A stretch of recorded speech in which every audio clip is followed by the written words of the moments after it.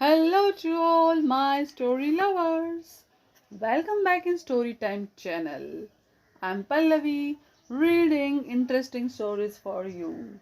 Today I'm reading The Shepherd's Treasure story. Now let's go through it. In a village in Iran, there once lived a shepherd. He was very poor. He did not have even a small cottage of his own. He had never been to school or learned to read and write, for there were very few schools in those days.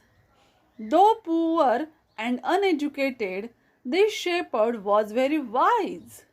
He understood people's sorrow and troubles and helped them face their problems with courage and common sense. Many people came to him for advice. Soon he became famous for his wisdom and friendly nature. The king of that country heard about him and thought of meeting him. Disguised as a shepherd and riding on a mule, one day the king came to the cave where the wise shepherd lived. As soon as the shepherd saw the traveler coming towards the cave, he rose to welcome him. He took the tired traveler inside the cave, gave him water to drink, and share of his own meagre meal. The king rested for the night in the cave and was greatly impressed by the shepherd's hospitality and wise conversation. Though still tired, the king decided to depart the next morning. He said, "Many thanks for your kindness to a poor traveler. I have a long way to go. Permit me to leave." Looking straight into the eyes of his guest, the shepherd replied, "Thank you, your majesty, for paying me the compliment of a visit." The king was astonished as well as pleased.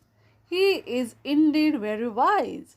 He thought to himself, "I need people like him to work for me."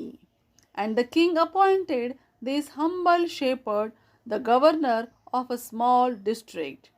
Although he rose to power and dignity, the shepherd remained as humble as ever. People love and honor him for his wisdom, sympathy, and goodness. He was kind and just to one and all. His fame as a fair and wise governor soon spread throughout the country. Now, the governors of other provinces grew terribly jealous of him and began to talk to the king against him. They said he is very dishonest and keeps for himself part of the money that he collects as tax from the people. Why did he always carry with him, they added, an iron chest?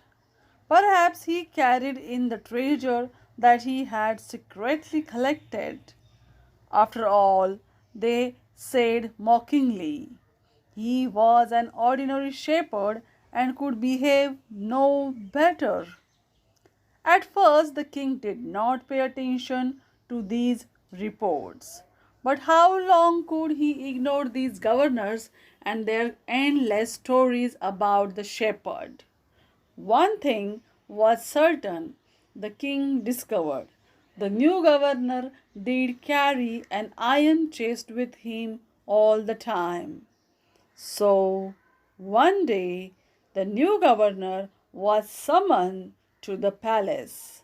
He came riding on his camel, and to everyone's delight, the famous iron chest was there fastened securely behind him on the camel's back. Now, the king was angry.